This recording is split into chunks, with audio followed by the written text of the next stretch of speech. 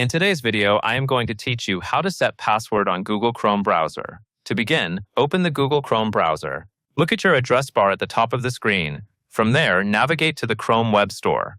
The fastest way is to type Chrome Web Store into the address bar and press Enter, or you can directly search for it using your preferred search method. When you arrive, you should see a search field near the top of the page. Next, search for the phrases "set password for your browser" or "Chrome lock." Use the search box and type one phrase, then press Enter. If the results look slightly different, you can repeat with the other phrase.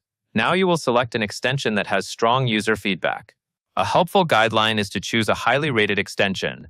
On the store page, you will typically see a star rating and the number of reviews. Select an extension such as "set password for your browser" or "Chrome lock" based on what appears in the results.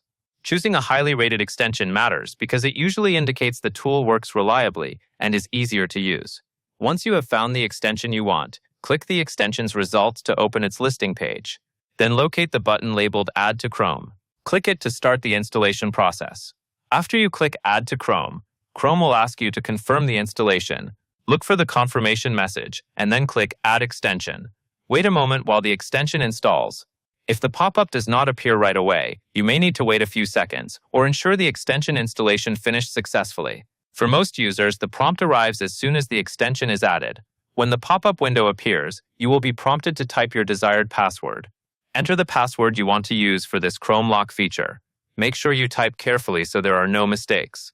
After you enter the password, click OK to save it.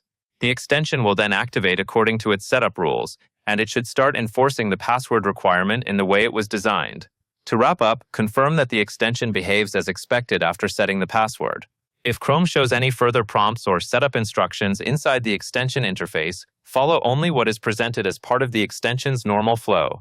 Keep in mind that the exact behavior can depend on the extension settings, but the main setup process is the one you just completed.